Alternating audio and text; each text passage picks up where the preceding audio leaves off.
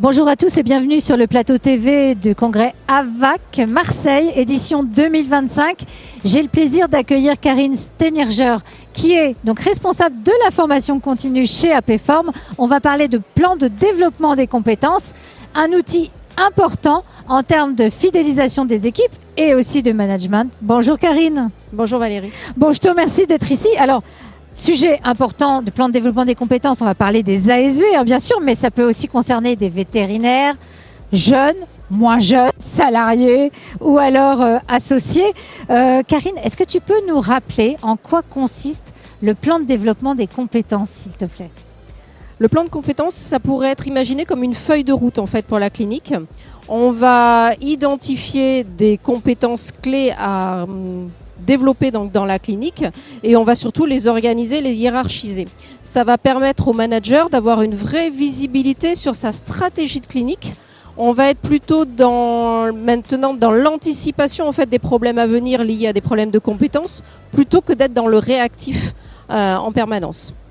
Donc un vrai intérêt sur le plan managérial également, finalement, dans la clinique. Tout à fait, pour le manager, l'idée c'est de vraiment lui donner cette visibilité, de lui permettre de vraiment anticiper sur ce qui va se passer et surtout en lien avec ses souhaits d'évolution qu'il a.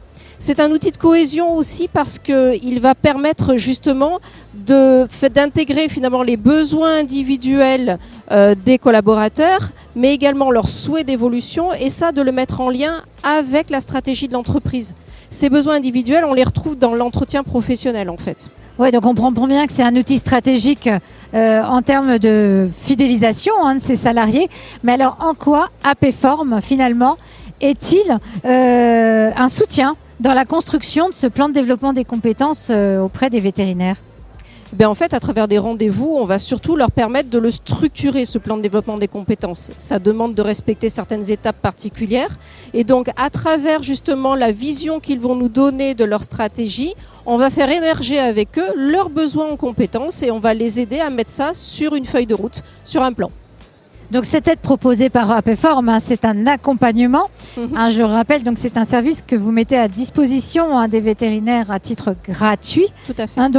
Mais alors, pourquoi APForm a-t-il souhaité aider en fait les vétérinaires sur ce sujet de plan de développement des compétences, parce que on vous connaît particulièrement en tant que centre de formation des ASV en fait. Et là, c'est une nouvelle flèche à votre arc. Oui, alors en fait, en même temps, c'est notre mission déjà dès le départ, puisqu'on est un organisme de formation et de certification reconnu par la branche professionnelle. Donc notre souhait, c'est de rester dans cet accompagnement de toute façon des établissements de soins vétérinaires. C'est aussi dans notre ADN, j'allais dire, de pouvoir donner des outils aujourd'hui aux managers. Il manque de temps, il manque d'outils. Donc à travers ça, on va leur donner justement ce petit truc en plus qui va leur permettre d'avoir une meilleure visibilité de ce qui va se passer dans leur clinique. Oui, donc c'est dans la continuité de votre savoir-faire en formation chez APForm. Et donc il y a des grandes étapes dans ces plans de développement des compétences. Tout à fait. Il y a des étapes à définir, en fait, surtout à suivre pour pouvoir construire ce plan de développement des compétences. Tout d'abord, on va bien identifier les besoins. Donc cette démarche d'identification des besoins, elle est très importante. En fonction de ces besoins, ensuite, il va falloir définir les objectifs que l'on souhaite viser par rapport à ces besoins. Vers quoi on veut former ou comment on veut former. On va choisir aussi les modalités. La formation, ce n'est pas forcément faire de la formation dans un centre de formation. La formation, c'est aussi de la montée en compétences par les pairs dans la clinique. Mais tout ça, ça doit être organisé, préparé. Et donc forcément, ça va se budgétiser pour ensuite pouvoir être planifié. Et c'est parce qu'on aura planifié tout ça, parce qu'on aura organisé tout ça, qu'on va pouvoir mieux le communiquer à l'équipe et mieux faire adhérer les équipes sur la stratégie de la clinique. Donc c'est vrai que cette prise de conscience, elle est essentielle. La vision dont tu viens de parler également. Néanmoins, la formation et le plan de compétences, tout ça, on sait que ça a un coût. Alors comment on peut évaluer finalement l'impact de ce plan de développement des compétences versus les investissements que l'on va y allouer ? Alors moi, j'aime à dire que finalement, le plan de développement des compétences, ça doit être aussi le regard sur le retour sur investissement. c'est normal qu'un investissement, on puisse voir ses bénéfices derrière.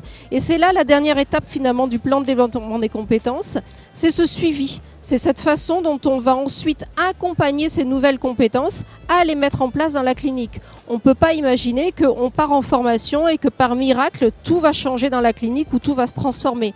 Ces nouvelles compétences, elles s'accompagnent, elles s'optimisent en situation professionnelle. Et c'est cet élément-là qui va nous permettre d'identifier les effets de la formation.